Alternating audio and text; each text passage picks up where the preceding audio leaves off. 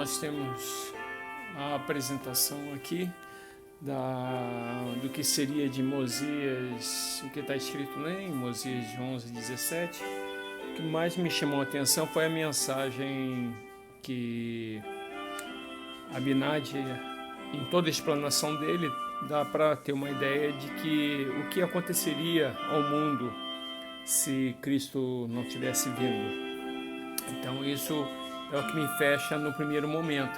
Daí eu apresentei um panorama histórico, lembrando justamente do grupo que saiu da cidade de Zarahemla e veio para a cidade de Leinef, ou a terra da primeira herança, e daí ele morreu, né, depois de um tempo, e veio o reinado do rei Noé, que é o que está em questão, e Abinadi aparece lá falando justamente sobre as profecias e tudo mais, e se esconde durante 2 anos, mas depois, destemidamente, ele se entrega e apresenta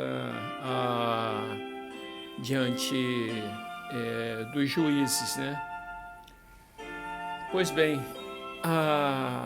o que fica evidenciado é o antagonismo que a inteligência, a produtividade, o sucesso proporciona.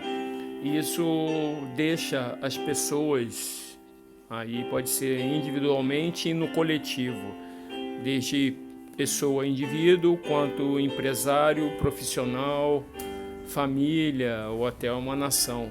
Então tem que ficar realmente atento não é com o sucesso em si, porque o sucesso parece que é um resultado de alguém que realmente aplicou sua energia, conhecimento e capacidade para realizar alguma coisa, mas não sendo algo voltado para Deus, isso pode trazer um ponto negativo, no caso, a cegueira espiritual.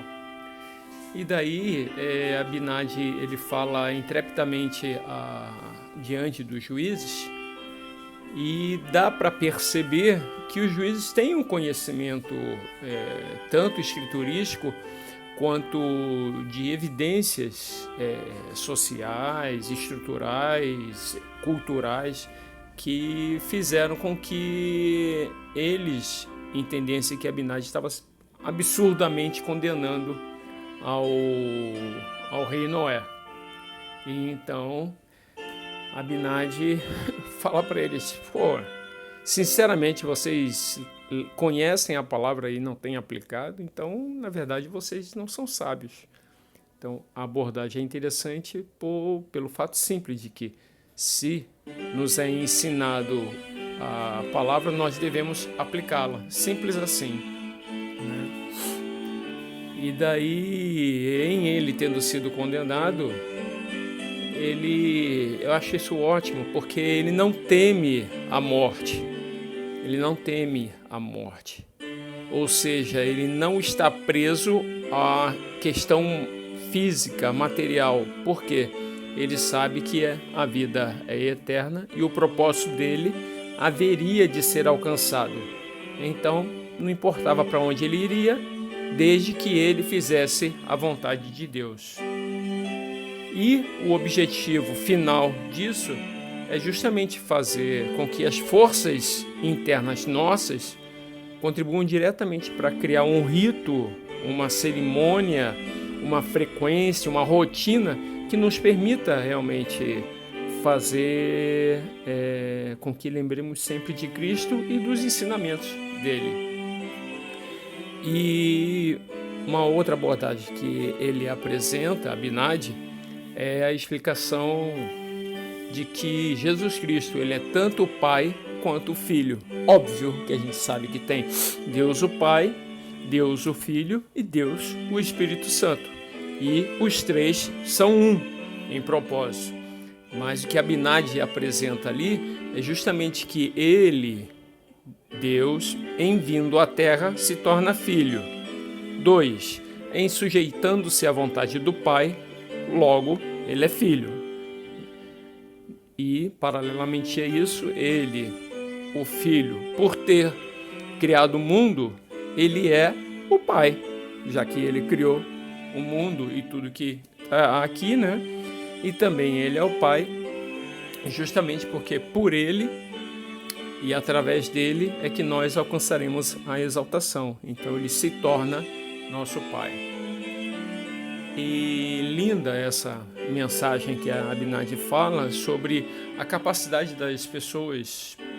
A ressurreição é garantida, né? Mas Deus vai ser misericordioso com os ignorantes, com os natimortos, com os que buscam justiça. Notem, ele não fala de ser ou não ser membro da igreja, fala dos que buscam a justiça, dos que realmente se arrependem, dos que realmente guardam os mandamentos.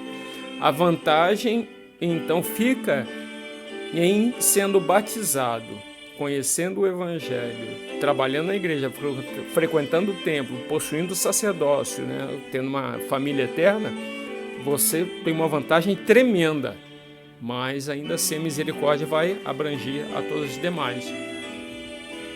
E o interessante é que a alma, ele, pelos cálculos que eu fiz, ele era um garoto, tinha 25, 26 anos, quando tomou conhecimento do que Abinadi estava falando, e em seguida é evidente, o arrependimento dele é tão profundo e sincero, seria uma verdadeira catarse que ele passou. E tamanho foi o sofrimento dele que é diretamente proporcional à força e o poder que ele teve para se tornar um instrumento nas mãos de Deus. E notem, ele não abençoou só a vida de 490 pessoas, não. Foram 60 anos, mais de 60 anos a serviço de Deus.